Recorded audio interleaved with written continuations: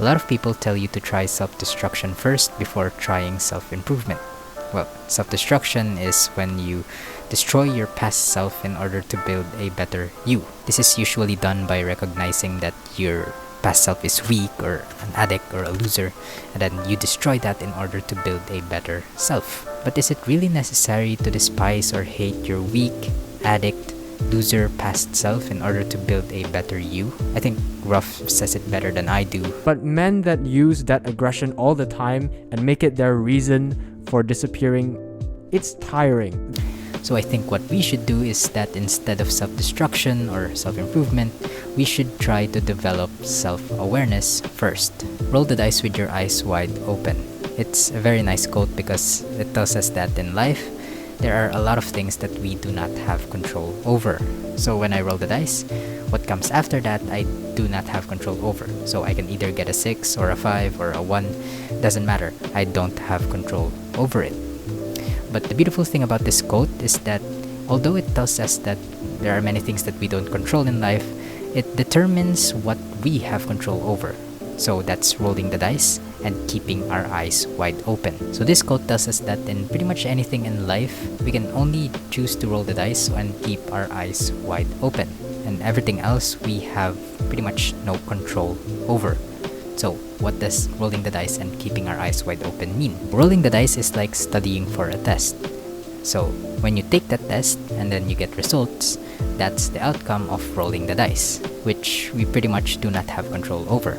So what we control is whether we choose to roll the dice or not, is whether we choose whether to study or not. Keeping your eyes wide open basically just means keeping yourself open to the possibility that this might not go well, or this might not do anything, or this might go well. So that just means that you acknowledge the fact that you might fail or this might work, and you accept those outcomes because those outcomes, like I said, you do not control them. So you can just choose to roll the dice and keep your eyes wide open. A lot of people who get into self-improvement just goes in blindly. So they try self-improvement things and then weeks after they quit because they didn't really do any internal work in order to make that change. The thing about self-awareness is that it makes it easier for us doing the self-improvement things because, like I said, rolling the dice is like doing those self-improvement things. And then whatever outcome that comes after that, we do not have control. So what do we do instead? We accept that this might not go well, or this might not do anything for now, or this might go well. Let's look at it this way. Let's say you try self-improvement and you just go in blindly. How much control do you have? Pretty much nothing, right? But when you have that self-awareness, it gives you this sense of control on whatever you're doing. So whatever the outcome might be, it makes it easier for you to accept that outcome. Because let's face it, when you're trying to make a substantial change in your life, chances are the first time you do it, you're gonna fail. So when you have this self-awareness, it makes it easier for you to accept that failure and then maybe the next time do it again and then do it better. See, self-awareness is all about control.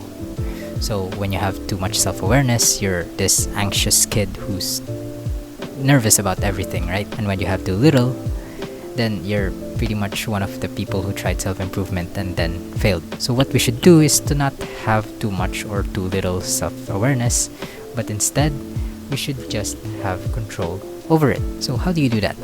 So step 1 is to slow down and recognize. So a lot of the times, when we do something, we just impulsively react that we lose the chance to just see it for what it actually is. So when you start working out in an attempt to quit video games, you don't instantly go to the gym and then lift the 200 pounds. No, you get anxious. You want to play video games. I don't want to go. When you feel these things, you slow down and you recognize that when you think about working out or going to the gym, these thoughts start to pop up, like you want to play video games, you get anxious, and you don't want to go. You don't have to do anything about these thoughts right now. You just start to notice it. When you don't immediately take action and you start seeing it for what it actually is, that's self-awareness. So after you slow down and you recognize, you ask yourself, what do I want to do about it? So most of the times, you'll give in and you just play video games, right? Because you're too anxious to go to the gym. Even with that, you slow down and you still recognize. What do you feel when you're playing a video game? So maybe the first hour it's fun, right? And then after that hour, what do you want to do now? You want to play another video game? Still, go play that video game. But now, do it with a little bit of awareness. You slow down and you recognize. So this second hour, you're playing a video game.